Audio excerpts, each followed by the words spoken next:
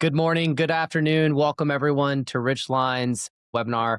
This is a very special edition of our webinar series that we've been running for a year and a half now, where we are joined by two very special guests from Driehaus Capital Management, Bob Kurinsky, Chief Operating Officer and Chief Financial Officer, as well as Michael Branchick, the Director of IT and Operations. And we've got a very exciting half hour in store where we're going to be talking to Bob and Michael about their journey now live on Ridgeline, a meaningful milestone and accomplishment between both of our organizations and an exciting story for us to have the opportunity to unpack. So Bob and Michael, welcome to the webinar. Great to have you here. Perhaps you could introduce yourself to our audience. Jack, thank you so much for hosting us. Yes, it truly has been a journey, ups and downs, and we got through it all together. And it's just been great to work with the Ridgeline team. And I can't say anything, there's nothing I can say.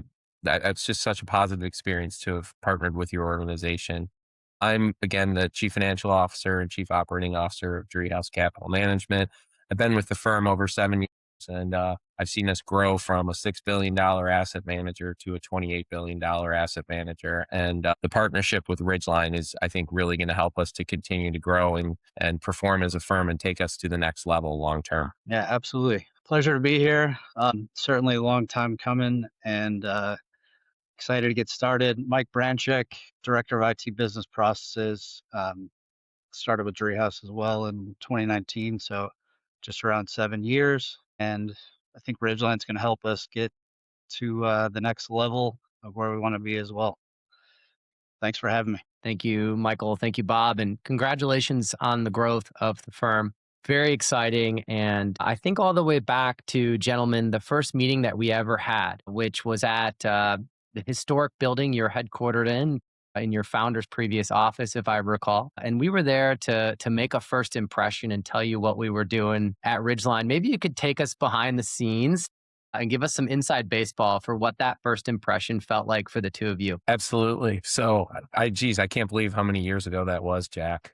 So we've known each other a while here. At that time, we had just completed an OMS change, which was a heavy lift project that Michael had worked on. And we thought we were positioned for the future. The next step in our, I'll call it our IT and operational strategy, was to try to consolidate our data on a unified platform, have an interface that lived on top so that our employees could pull information, whether it was performance, flows, at the account level, whatever they needed, they could get and pull it up in a way that the reports look good. Think of it as like a Windows simple way to do it versus going to multiple systems, pulling data or calling subordinates or folks at colleagues and saying, I need this. Can you get it for me? And they're going into Excel. And then combined with that, we also wanted to reduce our tech footprint and try to move into a cloud-based environment. So those were the goals post-OMS change. And I remember you all came in and showed it to us, and initially seeing the interface, thought this is terrific. This is what we want. And like I said, I assumed it was just an interface overlay, nothing beyond that. And then you all said, but wait. And then I realized, okay, it's a portfolio accounting system. It's an OMS. And then obviously you've added on some other functionality beyond that. And, my first question I had was, who owns you? To build something like this from scratch in an industry where you've got a lot of entrenched players is a huge challenge. And I know at that point you shared the story of your founder, Mr. Duffield, and suddenly I thought there's a possibility this can get built, because certain owners probably wouldn't, the time frame would be too long, the competition too strong, but that really made me think, okay, it's a possibility. Maybe it's something that that could eventually work for us. And the other thing I really respected about y'all that day was you told us it wasn't a hard sell day one. You were completely transparent, saying we're not going to be ready for you for 3 to 4 years. And that really, to me, not like the instant sale. And then I thought, wow, we can participate in how this is going to look and function in our environment potentially. And I think that's exactly how it worked out. I remember that conversation vividly. And Michael, you were there. Anything you'd add to sort of recollecting that story? Yeah, I mean, Bob nailed most of it, but to echo a little bit, to have the opportunity to design something to the extent that we could to tailor it for our company was a giant opportunity. The honesty that you guys brought was a breath of fresh air compared to what you usually get, seeing the platform where it was in, was that 2021, Bob? The ease of use that it had in 2021 compared to where it is today. It's light years ahead, but in 2021, it looked good to me. The connectivity was great, the cloud native platform. Um, the fact that you guys told us you were 3 to 5 years away was nice and honest, but also, a little bit disappointed because the excitement was there from day one. Well, your firm is sophisticated, global. Perhaps you could give the audience a feel for the firm profile and what Ridgeline needed to do to step up to be able to handle a business like yours because you're sophisticated, you're global. I mean, you've got sophistication and complexity in the business you run. Sure. Jack, the nice thing about our business, although we do a lot of different things, so it's basically pooled vehicles, mutual funds and partnerships. And then on top of that, sizable SMAs, 28 billion in AUM. So this is why I think this was a great partnership because you all could help work with us and get Ridgeline working at a very high level across different asset classes in the way we do business. So a couple things with us, obviously emerging markets trading. For our domestic and international trading, we're also very high turnover, over 100% generally in most of the strategies. One of our partnerships is doing derivatives in options and swaps. So you have a little bit of a lot in certain instances, but our bread and That's butter right. has always been our US domestic and foreign and emerging market long only equities. But we do a little bit of everything. And that's why I feel that working with you all, hopefully you all got some benefit and be able to build in some things for how we do business, albeit not our core business, that could then be applied to some other clients or customers out there in the future. We got a lot of benefit from that, Bob. And for you to be live front to back on Ridgeline with that kind of global footprint, that kind of multi asset class footprint,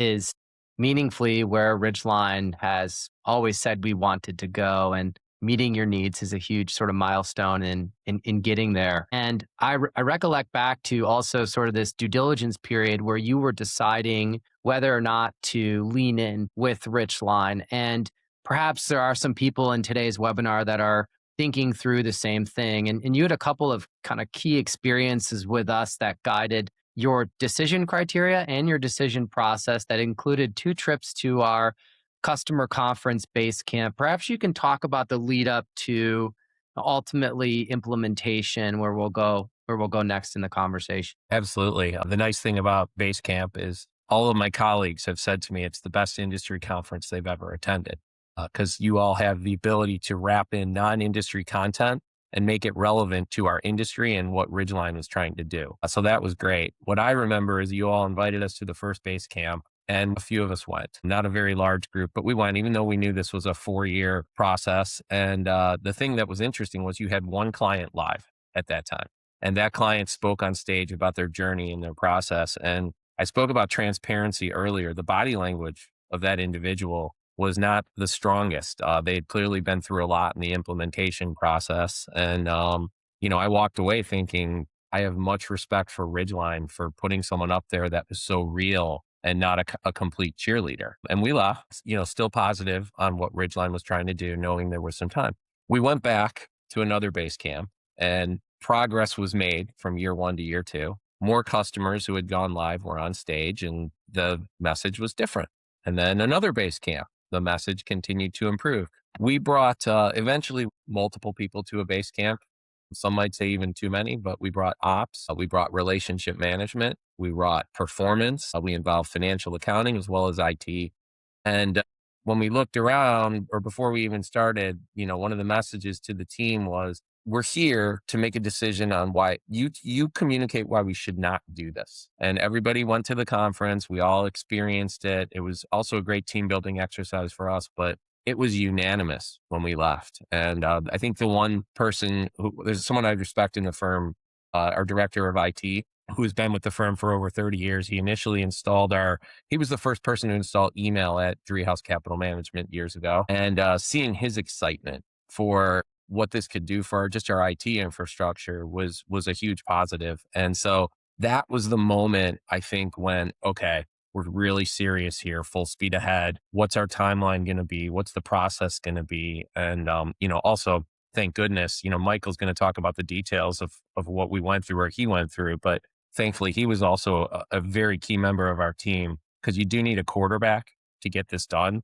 The trains run on time day to day in this business. The markets do not close just because you have a software project you're working on. And so, you need to have that person who can really get in there while you're running the day to day to also implement the change and get the implementation done. Well, I remember when you formally made the decision and we celebrated that moment in time. And Michael, you took over as the quarterback for the project and the implementation. I think there's a lot of people on today's webinar that are intimidated by implementation. Is a potentially can feel like a daunting thing to take on.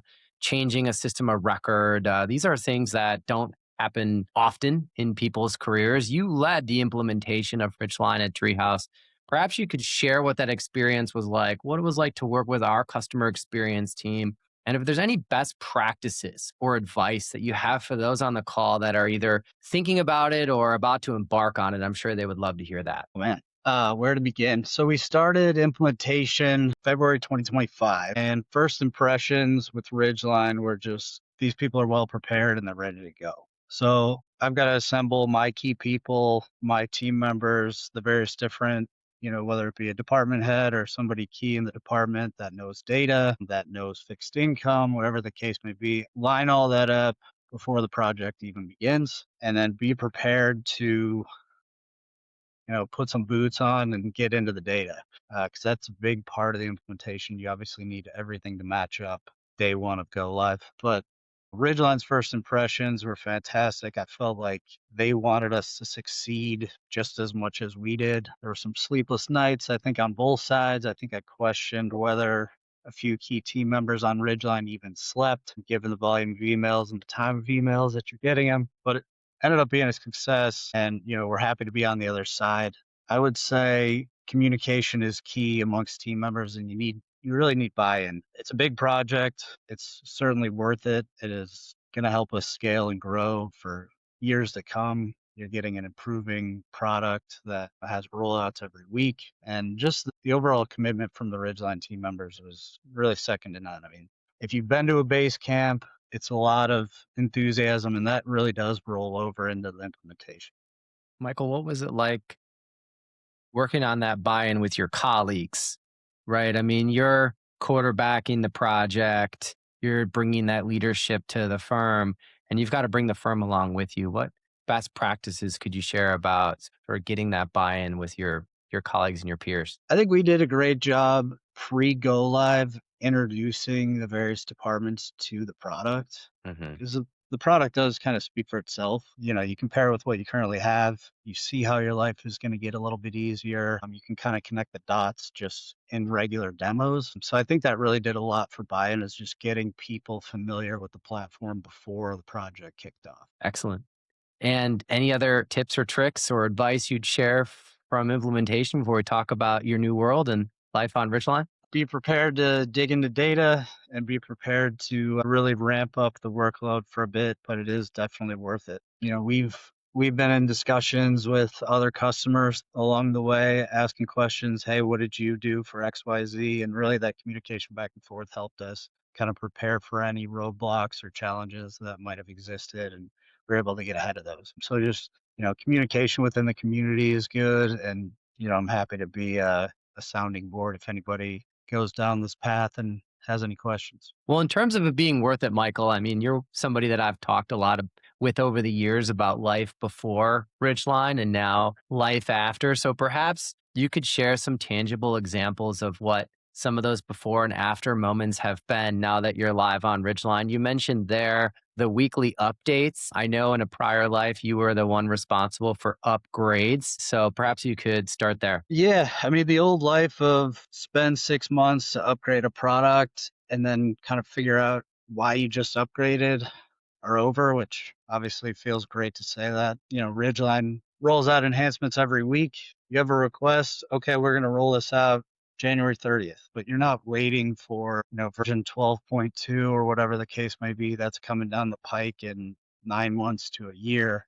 You're really getting a weekly improving product, which is fantastic. Other things that come to mind for me, just the ability to connect to like your logging into your bank account is fantastic. And the cloud native platform, I mean, you can see how fast it is. I'm not in there in the operations world on an every hour basis, but the search functionality is really just Googling whatever you want to Google within Ridgeline. Um, yesterday I was in there trying to find a security. You just type in the security in the search bar. It gives you everywhere that security exists within the platform. The AI Very cool. agent will help you navigate also. I mean, it can create reports for you. The speed at which those reports come to you is fantastic. And the integrations that we went through during the project in one place have really made my life a lot easier. So I think we're just scratching the surface of what the platform's actually capable. That's great to hear, Michael. And I would enjoy getting your perspective as well, Bob. I know that in the lead up to deciding on Ridgeline, you looked at a lot of ways to try and get at this idea of unified data. You considered a data warehouse like Snowflake. You considered other systems that would kind of hoover the data up and overlay the data and try to get a unified view. But now you've got the unified view with Ridgeline's underlying unified data model. It's real time. I've heard perhaps you've used it to get ready for running reports for board decks and the likes. What has life been like before and after now that you've got this unified data at the firm? It's whenever I need information, I've bookmarked all the reports that would be useful to me. They're there. If I wanted something when we were going through implementation, I talked to the team with Ridgeline and they told me they would build it for me if it wasn't a pre-existing report, and they did for the whole firm.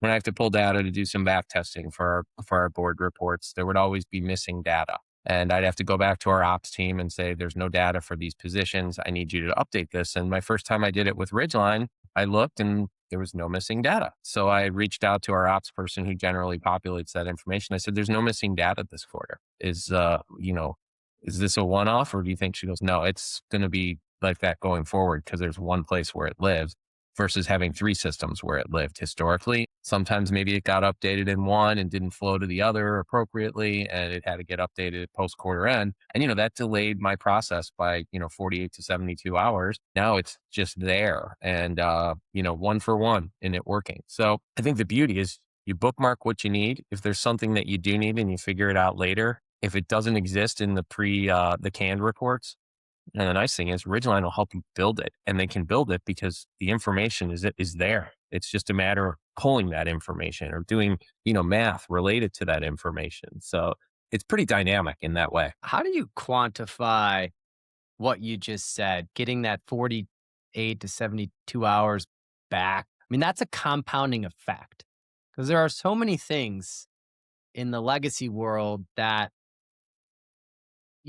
are no longer there for you in this new world. So for those on the webinar today that are trying to think through how to quantify that value, that time back, how would you two describe what that feels like so far? So I'll add one point from the standpoint of time back. It's not just time back, it's risk reduction. And when I joined Driehaus, I'm in my 8th year here. It took me a while just to figure out where things lived. And I'm a do-it-yourself, roll up your sleeves kind of person where I hated having to go to people and constantly say, well, where does this piece of information live? Where's this file? Oh, well, it's in this file direct or file path. This is in that file path, perhaps on a different network directory. Now, after 7 years, I've got it memorized pretty well and I know where to get whatever I need. But let's just say I'm not here and someone comes into my job, or someone has to come into somebody else's job on our team due to attrition, or, retirements, things that happen. The information's there. Nobody has to relearn file paths and go into Excel files, maintain Excel files. There's some that we will continue to maintain just because we want to have them,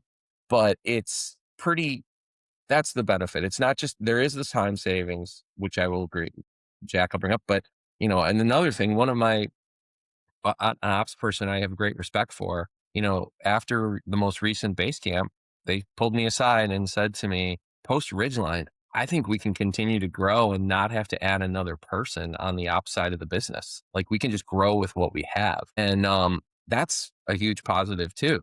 Because that's your upside scaling your business. You're getting operating leverage. So, from my perspective, but I also like the fact that the risk got taken out on the human capital side to some extent, or the risk of having to dig and learn where things live. Well, Asset and wealth managers have historically leaned on human capital to be that key point of leverage. And you have a very talented team. And now you're able to lean on that talented team and technology to create that leverage, which is what I'm hearing you describe. And that does set the stage for growing the business and scaling the business without additional headcount, without manual work, without sort of the operational drag and sprawl that some of these legacy systems can create. And it's a good jumping off point, too, to sort of take a look at one of your favorite parts of Ridgeline, which is the Ridgeline Assistant, which I'd love to pull up and just maybe have you tell a story or two so far about what this has been like to use at Driehaus. So Michael mentioned the global search functionality in Ridgeline, which is what I'm highlighting here, which is essentially a search engine that is indexing all the data in Ridgeline all the time. And it's one of the most popular ways to use Ridgeline, but perhaps the most popular way in 2026 to use Ridgeline is the Ridgeline Assistant, which is our text and voice natural language way to use Ridgeline like you would ChatGPT in your personal lives. Bob, what's it been like having the Ridgeline Assistant available to your team, and what are you looking forward to with this new tool? So, the example you have up, Jack, it's very interesting. It shows you Ridgeline is not just an OMS and a portfolio accounting system. Quite frankly, could be your CRM tool. And I know a lot of folks in our business rely on certain software providers for CRM. But here you're getting another solution, where your sales team can use this. And we're starting to scratch the surface. The nice thing was that our relationship management and sales team they're looking at this and they know this could be another a replacement from a legacy software relationship that we have, but it's already being built into Ridgeline. The other thing I would add from an AI perspective, as a $28 billion firm, for us to be able to hire the best people to develop AI and develop, software capabilities, we have talented people, but do we have people where they can focus on building, agents to work within our world? And you all can do that. Jack, how many software developers do you have on staff at this point? Gosh, we have close to 300 people that have a software development or technical skill set. So you have 4x our total staff across our entire firm. Like, that's an investment we're incapable of making. So how are we going to be the best at developing AI across on our sales platform for our CRM tool, as well as our OMS, our portfolio accounting system, or our our IBOR. Like, who else? We couldn't do it ourselves, I think, at the pace that it would need to be done to be successful. And we might fail along the way. So to me, that's the benefit. I personally have not had to use an agent yet. But I know there's going to be a day here coming up during the course of this year where I am going to eventually start using it. Well, we're pretty excited about that. I know some of your investment team analysts and portfolio managers are also getting excited about using this to have conversations with their portfolios and their positions. And 2026 is going to be a big year for us to continue to earn the opportunity to be your cornerstone of your AI strategy, like you allude to. And the Ridgeline Assistant is certainly the centerpiece of that, as well as our agents that we've launched in client services and trade compliance and reconciliation and others that are coming soon. So we're pretty excited about that. Michael, anything you'd add? I know our time's coming to a close here. So anything you'd add about sort of AI and what you're excited about with the Ridgeline Assistant? Yeah, I mean, I would just add that an LLM is only as good as the data that's behind it. And Ridgeline is where all our data lives. So it just makes sense to have an LLM embedded within the platform, and couldn't be more excited. Again, I think I've scratched the surface of the capabilities there. But like Bob said, there's going to come a day where it's just going to hit you. This is the new reality that we live in. And, it was worth it. So very excited. Well, we can't wait for what's in store. The real work's happening now. Michael and Bob would enjoy your perspective on one final question, which is, would you do this again?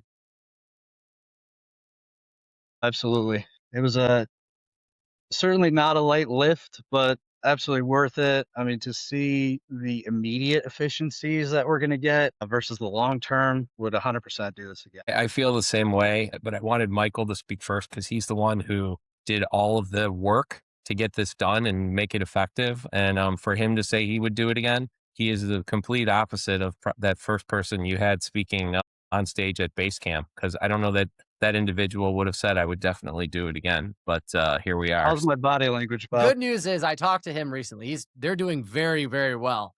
They were 0-1. Well, Very it's happy. all about the implementation team. And once you figure out how it works and you can get it implemented and you keep building solutions, it's only going to get better. And it probably goes, non-linear, it gets better more quickly. So The key has transcended just product functionality and building everything Driehaus needs to the trust and the resilience we have in our relationship with each other and just rolling up our sleeves and doing hard work. As Dave Duffield likes to say, if it were easy, everyone would be doing it. And we're here today to share the success we've had thus far, the best practices, what we've learned, and what we're looking forward to in the future. And on behalf of Ridgeline and all of our attendees today, I'd like to thank you, Bob and Michael, for coming to tell your story. We're looking forward to sharing this and other parts of your story here, 26 together. And we're very appreciative and grateful for your partnership. And we hope everyone has a wonderful rest of the day. And please do take care of each other. We'll look forward to seeing you all soon. thank you, Bye-bye. Jack. Thanks, everyone.